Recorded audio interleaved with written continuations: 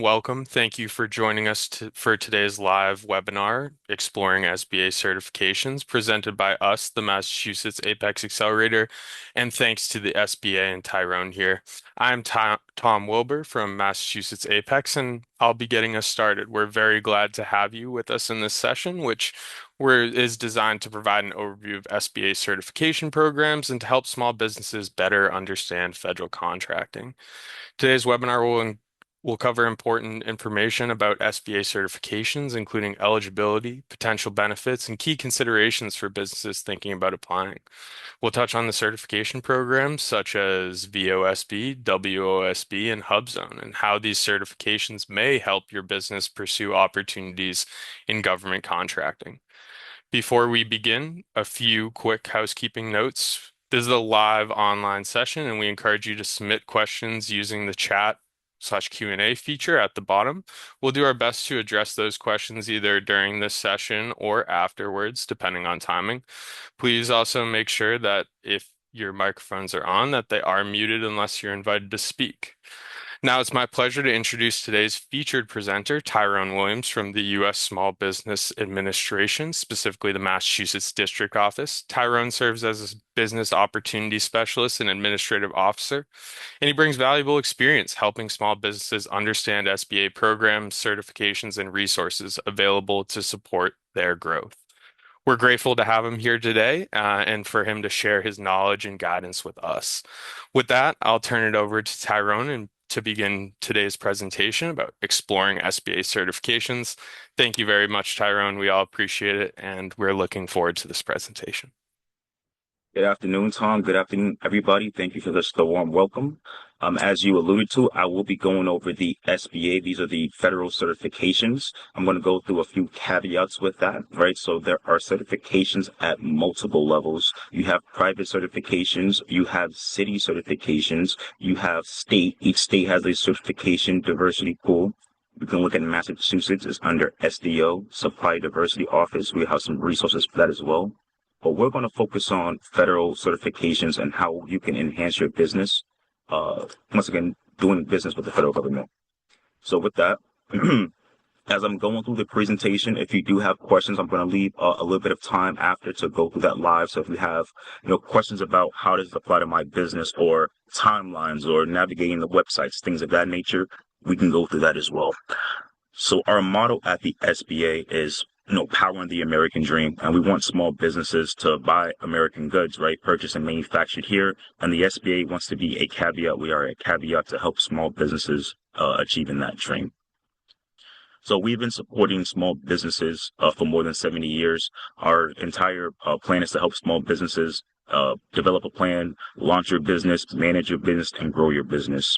You're going to see at the end of this presentation several resources, different initiatives that we have to help small businesses navigate how to enhance their business to the federal contracting space.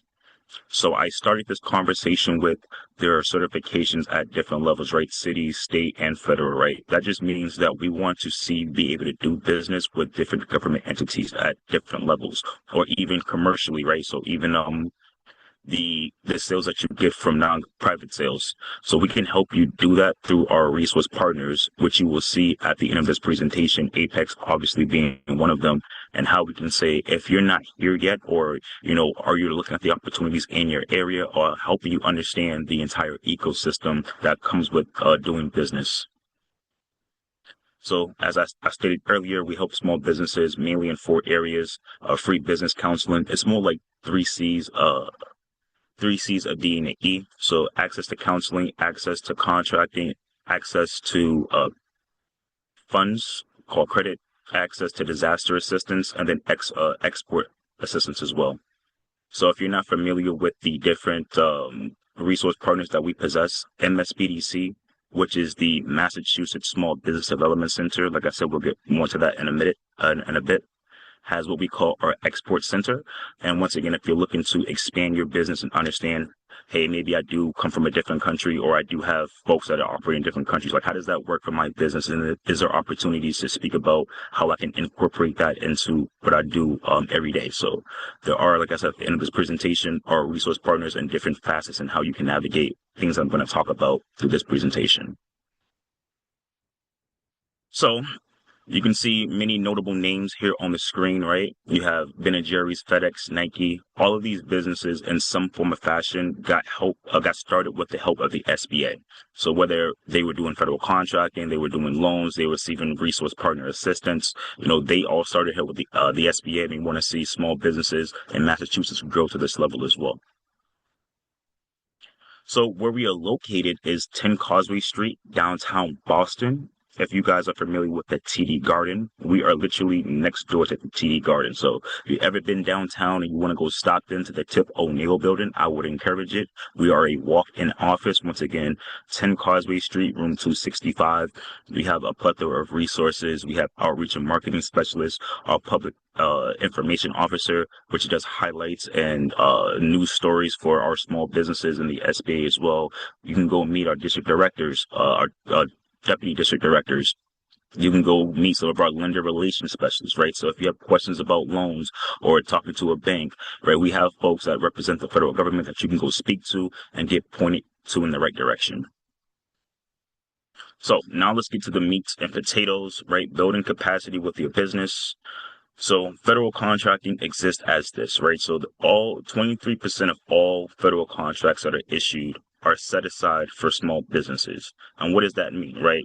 There are agencies, and you think about what is an agency. You can think about any U.S. military base. You can think about the SBA. You can think about GSA, which is General Service Administration. You can think about the FBI. You can think about the prison system, right? All of these different agencies have contracting officers and individuals that need to put out dollars, right? And they're giving goals. You need to give out certain percentage to women-owned small business, and they're all representative of these numbers right here. So if you're thinking about, are there dollars out there? How can you go search that? We will tap into the different methods you can understand to see if an agency is giving out dollars, have they contracted with the type of business that you are, et cetera, et cetera. So let me see. Before we go forward, thinking about doing business with the federal government, if folks are not familiar, and you can put it in the chat if you're not familiar, of their NAICS codes, North American Industry Classification System. It is just I think it's a 5 or a 6-digit number that helps identify what type of business that you do. I'm pretty sure it's a 6-digit number. You can Google any NAICS code, right? So if you're thinking you're doing janitorial services, and what is my NAICS code for that? Google janitorial services, NAICS, and then it will come up with that digit code. With that, we can understand who was doing business, how many dollars across the nation was given out, what agencies have done it. And once again, if you need to be certified in a certain NAICS code to get those contracting dollars, right? If somebody is an agency preferring one certification over the other, or if you need to partner with another business that has a certification because you can't do that yourself. So there's different ways to operate in that ecosystem space. So what we do when we work with small businesses and getting certified, right? Because we want the certifications to translate to federal dollars and contracts. Getting a certification is not a guarantee to getting a contract. It doesn't put you further ahead. It just helps you market better, right? So we have different programs we're going to go through. It just, what you want to focus on is you have better odds of achieving or winning a contract with certain certifications. As I spoke about, agencies have goals, and if you fit that criteria, it is more likely that you will be considered for that bid. Once again, partner and teaming is also a part of that ecosystem as well. So the entire process for application certifications now is it's a one-stop shop. If folks were previously attempting to apply for different certifications federally, you may have been utilizing certify.sba.gov, which is the previous version of the website that we're using now.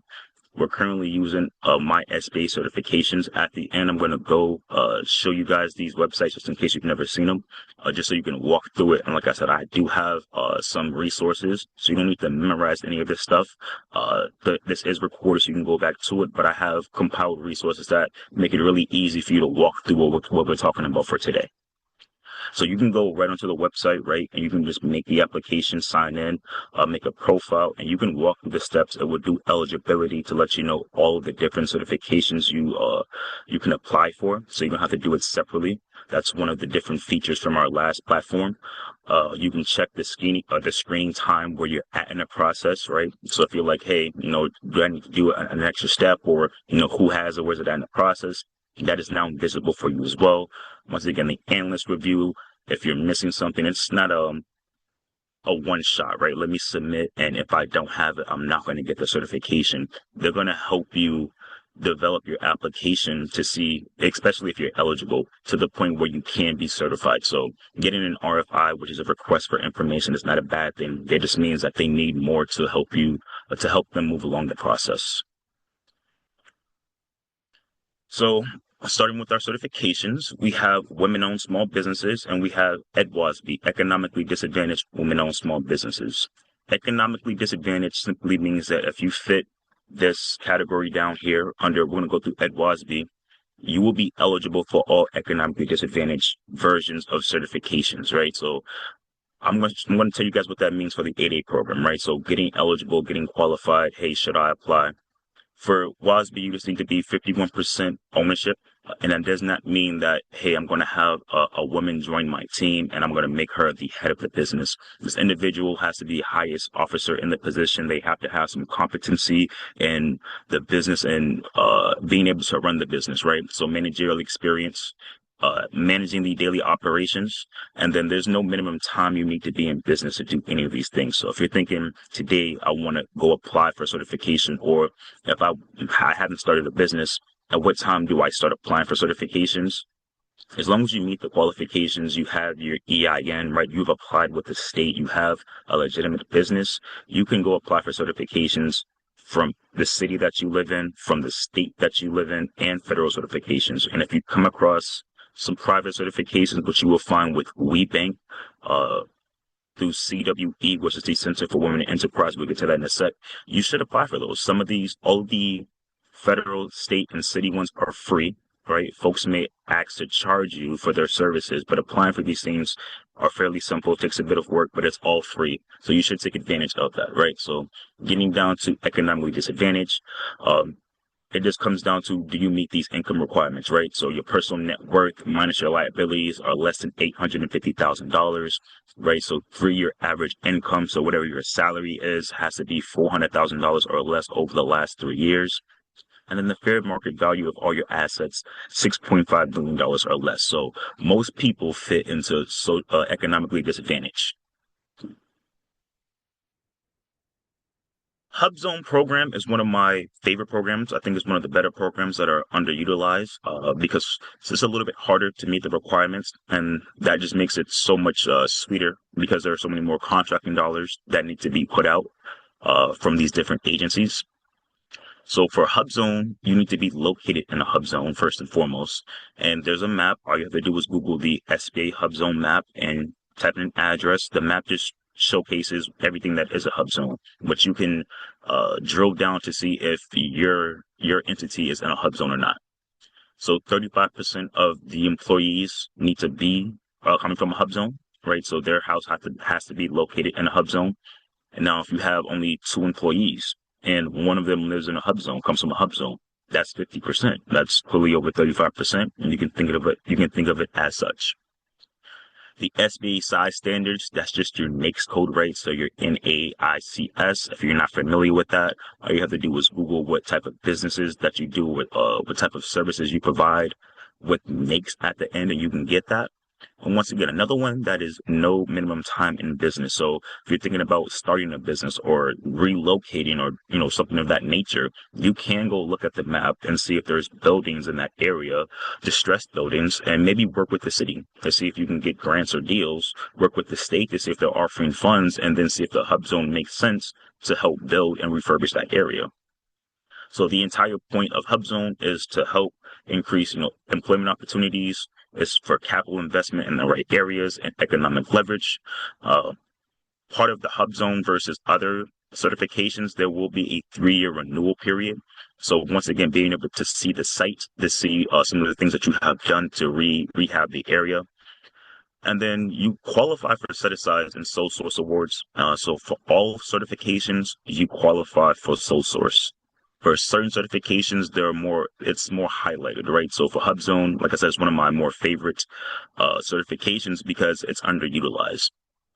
Sole source just means that a contracting officer or an agency can identify your business, and if there are no other businesses that meet the requirements, right? So if there are no other hub zones in a NAICS code in an area, and the agency, let's say the FBI, has a requirement, and they're saying only this business can do it, they can contact the business directly to see if they would be willing to accept a contract with no competition. That is the other advantage of having certifications. Now, how often does that happen, right? It depends on what type of business that you have, what type of NIC scope that you're in. 8A is the more preferred method for sole sourcing because 8A is a little more difficult to get in for certification, and then you are identified via the portfolio and program management for your skill set. So maybe partnering with an 8A firm or partnering with a HubZone firm could help enhance your business. You can also, and we will go through it, I said in a bit, to identify how many sole source contracts were given out in a HubZone in your NAICS score, right? Has it ever been done? And then the point of context for that as well. So you don't have to guess, hey, will this work out for me, or what is the percentage of me winning a contract? What we help with is the market research and the identification with these contracts, right? If you're not ready for federal contracts to operate, right, that's a different conversation. Let's get you maybe more acclimated with state contracts and their certifications so you can prove it to us as well. There is reciprocity with between federal and state contracts, federal and state certifications. So if you have your veteran-owned small business certification, if you already have your WASB, you can just bring that information to your application and we will recognize it. The state recognizes, I believe, 99% of city certifications. So if you are working with your city and you've already done that process, you need to contact the SDO team at mass.gov and help get that acknowledged. Vet certs is currently the administration's priority, veterans are. So the number of contracts and dollars that are being allocated towards veteran small businesses has increased. So it may be beneficial to subcontract network with mentor protege, which we'll get to in a second as well, with these type of businesses. So the same type of requirements, right? 51% of representation has to be from a veteran, and they have to be doing the work, right? They just can't be a figurehead for the organization. We also have services able veteran-owned small businesses, and once again, services able is determined by your service, right? You can't come to us and say, "Hey, am I qualified for service able?" You will receive that paperwork from the government, and then you can bring that over to us, and then we will recognize that here. So as I stated, reciprocal certifications for eligible women-owned small businesses and 80 small businesses. So if you meet the requirements for economic disadvantage, you do qualify for 8A. If you are a veteran and a woman and you are running the business, you qualify for all of these certifications and you should apply for these. So getting to the most prestigious certification that we have, which is the 8A Business Development Program, which is just a 9-year program where we hold your hand in identifying and achieving federal contracting opportunities. So once again, contacting a contracting officer, marketing yourself, letting them understand that, hey, if you're doing market research in my area, that I am an eligible small business will help increase your chances of getting recognized and chosen, right? So the advantage with the 8A small businesses is that I am their representative, the BOS Business Opportunity Specialist. I reach out to agencies to let them know what services are being offered in the 8A program. So the businesses that are part of this program have a leg up when they're being advertised and managed. So for small businesses that are looking to be in that same space or to be acknowledged, 8A program may be something beneficial for you. All certifications, I think, they do the same thing, right? It's just a little more legwork because you don't have that individual who's doing some of that work on your behalf. So I'm talking about being recognized and being marketed. If you have a SAM.gov profile, if you have it and you want to do certifications and you want to do federal contracting, you're going to need one. Once you make a SAM.gov profile, everyone is created what we call a small business search profile. And if you've never been there, we'll touch on that as well. It is just the version of how contracting officers or different agencies can search for small businesses under certain conditions, NAICS, location, things of that nature. So if you have not signed into SAM, if you've not made a SAM.gov, you're not going to be recognized. If you've made a SAM.gov and you've never signed into your small business search profile, you're probably not going to be recognized. If you don't have a capability statement that's linked to your small business search, you're probably not going to be recognized. Contracting officers are going to go through and do the due diligence on what your website looks like, what you presented, your past history, and all of that stuff is on your small business search profile. So being able to market yourself effectively, through the other certifications or working through the 8A program, which is some of the things I would educate you on to say this is how you would, position yourself to get these type of contracts. So our resource partners also help with capacity, right? The cash flow, the past performance, the proper advice. And we do that for 9 years. The first 4 years, you are able to receive as many 8A sole source or 8A contracts as you would like, with no repercussions, up to I think $165.5 million or something to that effect, right? So a ginormous amount of money. The thing is, there are business activity targets. So years 5 through 9, you just can't be totally reliant on getting a contract. If you're really good and you're, dealing with an agency that really likes you, right? Years 1 through 4, that's fine. The years 5 through 9, you also have to be bringing in your own dollars that are not 8A sourced. And there's going to be ratios as you grow through the program for the fact that once you graduate, we don't want your business to go out of business, right? Because if you're only getting 80 sole source and that's what you built your entire business around, once the program ends, you're not going to have the cash flow to maintain the business that you have built. So same circumstances, right? So if you meet the economically disadvantaged criteria, you will qualify for 8A.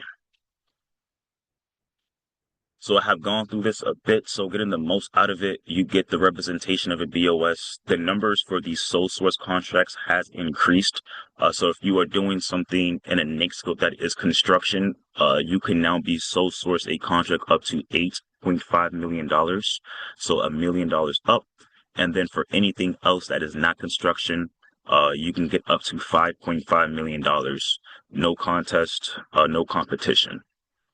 And once again, you get the opportunity to build within our mentor protege program, right? So you get to work with other small businesses or larger businesses that would be able to mentor you. And we do the quote unquote negotiations, right? So these mentor protege programs, these larger businesses can't take advantage of you, of your certifications, right? We do the 60/40 where you have to do or showcase majority of the work or the technical experience, and then the larger entity is showcasing how they can support you and being able to perform on these different contracts or different opportunities. So I do think it's a great program to be a part of. I believe all programs roll up through the SBA, but there are different agencies that have mentor protege programs. So if your business is more surrounded around transportation, right? DOT, Department of Transportation, has a mentor protege program. You should be looking on their websites. The FAA, you have the Department of Energy. There's actually a slideshow on this as well. So maybe I can get that out as well, and I can send that out to the team. So just looking at the different agencies, what they're offering and who you can work with. So I go back to the beginning of my conversation. Is the government buying enough for me to make it worth my while? These are just a representation of 2024 federal dollars, the different agencies, and the number of dollars spent. Like I said, towards the end of this, I'm going to go to the website and what you can see over the years, what certifications, what states, what dollars, how much, all that other stuff, all of that good jazz. So are you ready for federal contracting? So after this conversation, and we have spoken about, what it takes to get certified or some of the barriers to entry, such as SAM.gov and the market research and the dedication, right? You have to ask yourself, are you ready to do federal contracting now? Or should you be building capacity with our resource partners or building capacity working with smaller government agencies, such as the city that you operate in or the state itself? So we can help you evaluate that, right? We're going to go through our resource partners and the different tools that we have to help you assess, where you are and where you would like to be. So one of those being, like I stated earlier, the mentor protege program. So if you're not ready to do federal contracting, if you're like, hey, how can I expand my business because this is something I'm capable of doing, then maybe I don't have the machine shop to do it or whatever the case may be. As I stated, we have a program that helps you build. We give out a list of small businesses that would be interested in being mentors, but we do not do the pairing for you. We do not make the introduction. We don't do any of that jazz. But there are lists out there. There are representatives that you can reach out to from those companies, those agencies that state, hey, I want to form a relationship. Can we sit down? Can we have lunch? So if you're doing construction and once again you're like, hey, I want to build capacity to that space, we do have a surety bond program. You can find it on the SBA.gov website.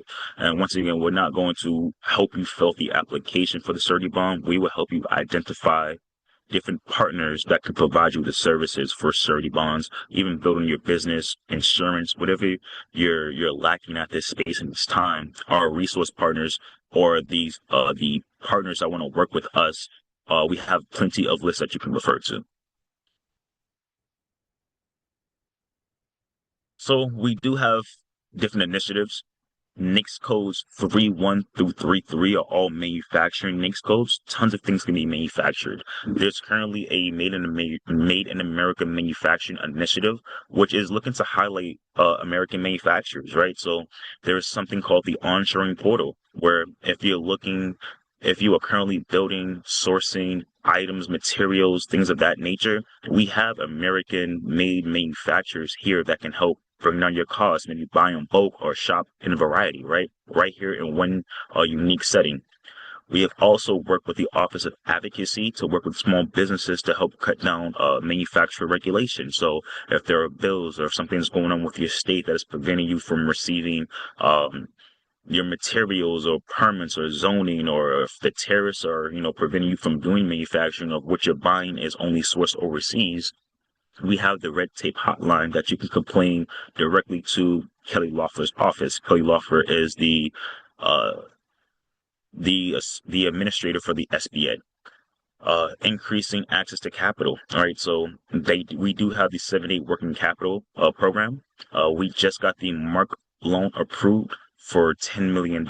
So the combination of being able to use a 7A and a 504, $5 million a piece has now become an option, right? Previously, it was up to $5 million, and I don't know if it was mixed use. You can work with our lender relations specialist for more on those details. But now, if you're looking to buy a building and you need to pay your employees, there are loan programs that you can, like I said, do a little bit of both with. So if you're interested in seeing how I can build capacity, do reach out to the office. We have folks that can walk you through that.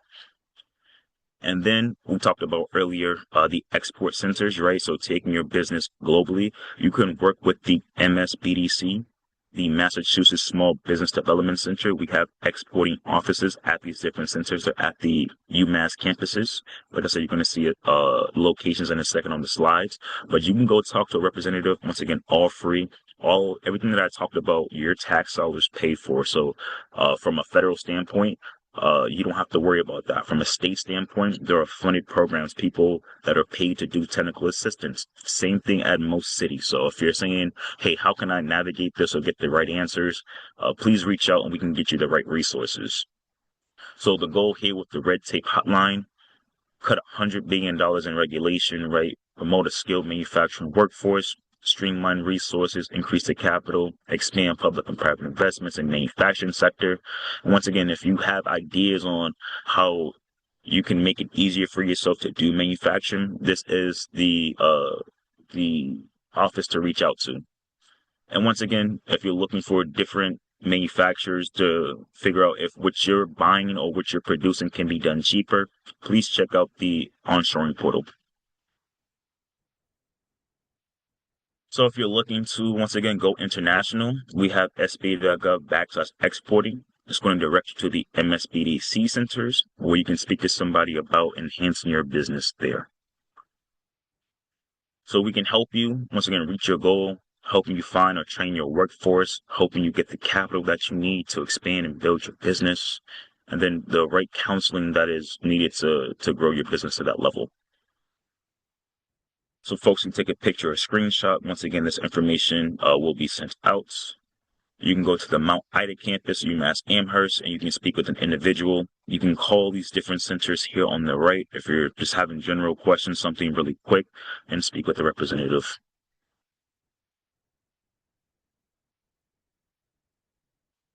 Disaster loan assistance. If your area has been declared a disaster, you should watch out for the SBA website or go to our newsletter. If your area has been declared a disaster, you can receive a disaster loan. Once again, the SBA typically doesn't give out loans. The last one that was given out was the EIDL PPP loan. So we work with our banking partners to provide loans for the other programs, 7A, 504. But the disaster loans come directly from us. So you can get interacted with the SBA in different ways, whether it be contracting or ways to sustain your business. The SBA's Learning Center. I know for folks who have never heard about federal contracting or the SBA, I may have just said a bunch of word soup. On the SBA.gov, there is a learning center. We have Ascent, and then we have other boots to business, other long-term training platforms in which we will hold your hand and help you understand how to build your books and things of that nature. Or, like I said, SBA Ascent. If you're not familiar with the federal language or how to bid or the different websites, we do have a self-paced learning course on SBA.gov. It's really a really unique workshop site. So on SBA.gov, you can see resource assistance, and you will find these different resources right here on the same page, same tab, same site link area. Now we're going to get to our resource partners and our network. So we do have score.org. If you're looking for somebody who has done what you're doing and you want expertise from a trained mentor, once again, everything I'm going to talk about is free. You should reach out to score.org. Simply go into their website and requesting for assistance. They do have chapters all across the Northeast, so they want to get you centralized or localized with somebody in your area and your expertise, which is why they do the intake process. So please connect with somebody local in your area. And if that's not somebody that is able to work with your business, Scores nationwide, right? They're going to find somebody that is comparable to educate you and counsel you on some of the things that you need. So reaching out to Score is a great option. Heard me say this many times through this presentation, the MSBDC, Massachusetts Small Business Development Center. If you go to a different state, you just replace the first letter with the beginning of SBDC. So there is one in every state as well. Ours are located here, right? You should reach out, request for counseling. We looked at the one earlier that has the export center, the UMass Mount Ida campus. So if you're looking for those specific services, please go to that office. Otherwise, you can just go to the website, request for counseling, same process. They're going to get you localized. They're going to get you the right help. CWE, the Center for Women in Enterprise, another one of our resource partners. You can see some of their services here. They offer tons of workshops similar to this, right? So 2 hour specific topic, specific workshops, one-on-one legal advice. And this is not exclusive for women. They do have some exclusive services for women, but it's not exclusive for women. This is the agency that also has WeBank, which has the group of private certifications, which is paid for, right? So you don't have to. Every other certification, city, state, federal, are free. But if you have the extra capacity, the funds and the resources, and you're looking to figure out how to diversify your business, talking to CWE may be a great option for you. For our veterans, we do have a very specific center for you, the Veteran Business Outreach Center. This is located, I think, a little bit south. Holly Aker is the director for the VBOC. She is a great individual, very knowledgeable. If you are a veteran, if you're looking to work with other veterans or work with a veteran, small business, reaching out to VBOC may be fruitful and helpful for you as well. So thinking about how to use your resource partner, it may not just be, how can I do more business, with this agency or this other business or whoever it may be? Can you introduce me to somebody that's doing what I am doing already or I would like to be doing? Because these centers are always interacting with other small businesses that have like-mindedness and growing their capacity. So just networking and reaching out is also going to go a long way. So here you have a small charts You can take a picture, screenshot here, but it will be sent out. Also located on the website sba.gov. Also on the website, small business investment companies, SBIC. So if you are, let's say, manufacturing, or if you're looking to sell your business or grow your business, there are companies out there that are vetted through the SBA that you can go speak to right on the website. There are the companies, the points of contacts, when they fund, how much they fund, and the types of businesses that they fund. So if you're thinking, I do want to grow my business in other capacities and I need a partner, a different type of mentor, I need that injection of cash, you can reach out to any of these SBICs, directly and say, hey, this is the type of conversation I want to have. Or work with one of your resource partners to build your capacity to state, now, how can I have these type of conversations? So, right, as I just spoke about, connections and expertise, business investment through debt, equity, or a combination of both. And then for those who are doing technology and or research, we do have the SBIR, Small Business Investment Research, and STTR. This has been refunded through the next 5 years for $5 million. So you can go on the SBA.gov website and look at the application for this and say, hey, this is fit for what I'm looking to get into, right? Artificial intelligence, nanomaterials, biotech, water filtration. And this is not a complete list. So you should go, if this is an interest of your business, you should go apply for it or take a look at the website to see if there's any synergy there. I know folks always ask about grants and things of that nature. SBA is more known for our loan program, but the STEP grant is a training program that you can work through to get some of your workforce educated in the trades.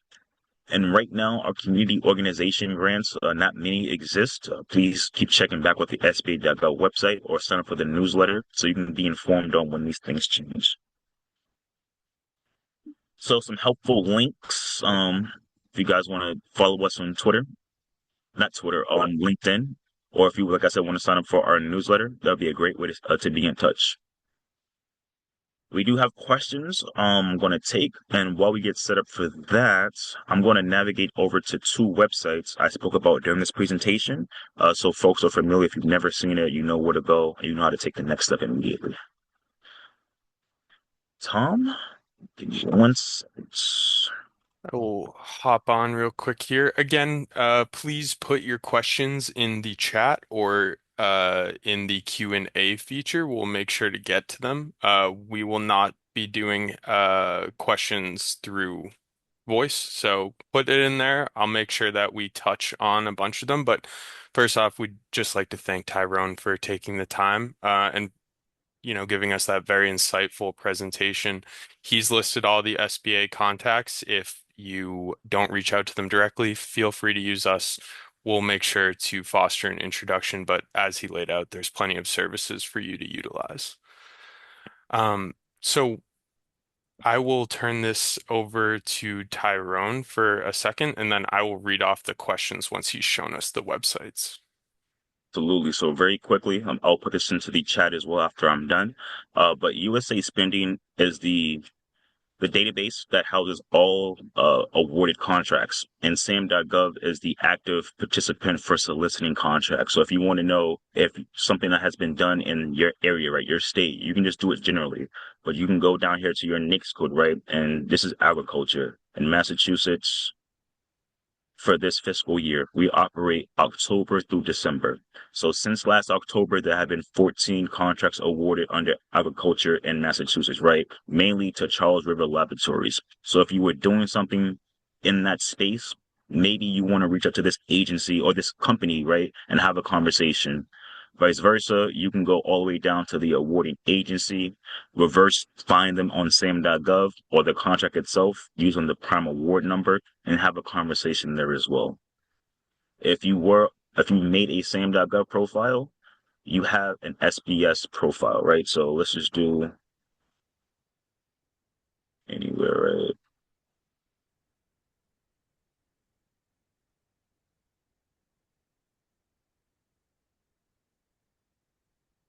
Second to load.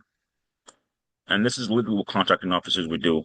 filter by NAICS certifications, and then come view the profile. So you have your UEI, your cage, what your certifications are, who you are, capability statement, if it's here, right, website, stuff like that.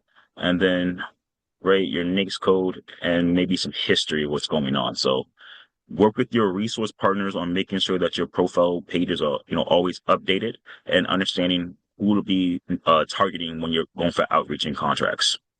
So with that, we can hop into some questions.